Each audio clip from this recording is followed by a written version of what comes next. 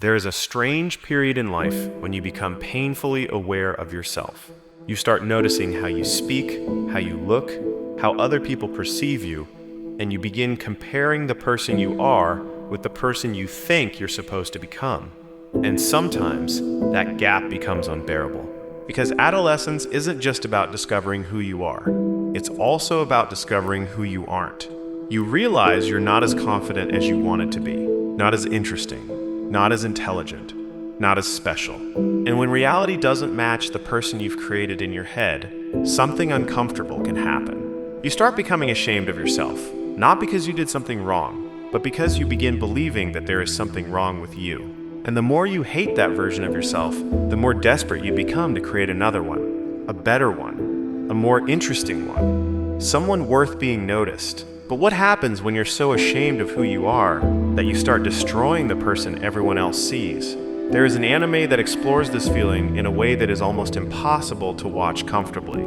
Aku no Hana. At first, Takao Kasuga doesn't seem particularly remarkable.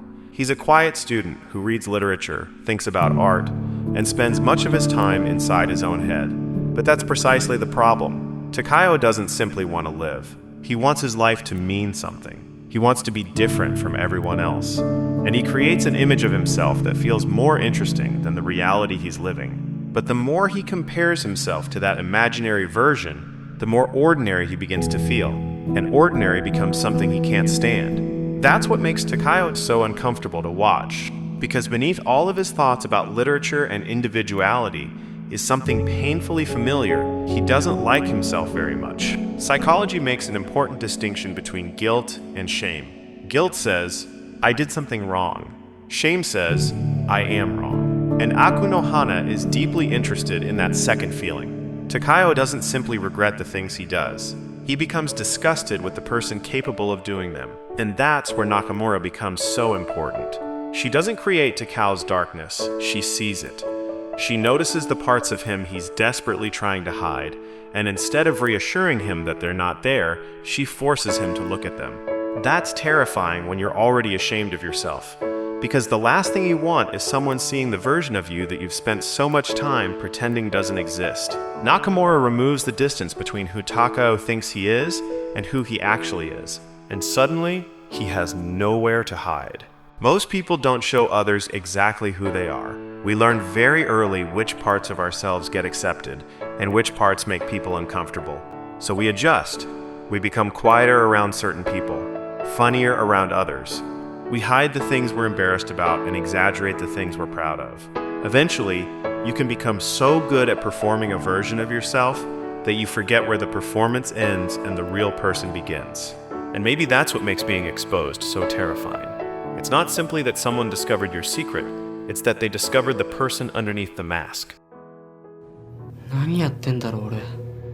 中村さんは何がしたいんだろう。中村さんにとって俺は何者なんだろう。でも多分中村さんはもしかしたら俺と同じような思いで生きてきたのかも。And for Takao, Nakamura doesn't just see what he's done. She sees the person he was trying to convince himself he wasn't. But Aku no Hana goes further than simply showing us insecurity. It shows what happens when shame becomes an obsession. Takao starts thinking constantly about what he's done, what Nakamura sees in him, and what those things say about who he really is. Eventually, self-hatred begins to feel like an identity. And that's dangerous. Because once you've convinced yourself that you're broken, you can start acting like someone who has nothing left to lose. You stop asking, how do I change? And start asking, how far can I go? That's why his rebellion can feel strangely liberating. For once, he doesn't have to be the polite student. He doesn't have to be the person everyone expects him to be. He can finally do something ugly, irrational, and completely his own. But there's an irony hiding inside that freedom. He thinks he's escaping the person he hates, when he's actually giving that person more control over his life. And that's why I don't think Nakamura is simply the person who corrupts Takao. She's far more complicated than that. She represents something that already existed inside him, the desire to stop pretending. But Nakamura has her own wounds, her own anger, her own obsession with finding something real beneath the identities people construct for themselves. That's what makes their relationship so uncomfortable. Neither of them is really saving the other. They're two people using each other to confront parts of themselves they don't understand.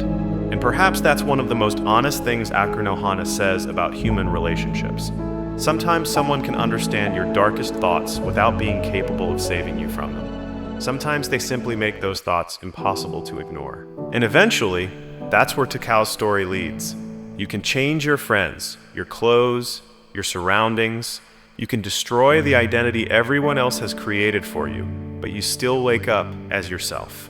You take yourself with you. That's what makes Akira no Hana so uncomfortable. It doesn't give us the comforting fantasy that becoming someone else will solve everything. Instead, it asks something much harder.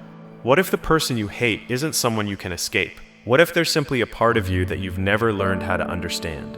Maybe growing up isn't about becoming the person you imagined you'd be. Maybe it's about realizing that person was never real, and then deciding what to do with the person who actually exists. You don't have to love every part of yourself. You don't even have to like who you are yet. But eventually, you have to be willing to look at yourself without immediately searching for a reason to look away. Because the moment you stop seeing yourself as someone who needs to be destroyed might be the first moment you can finally begin to change. You can't escape yourself, but maybe you don't have to.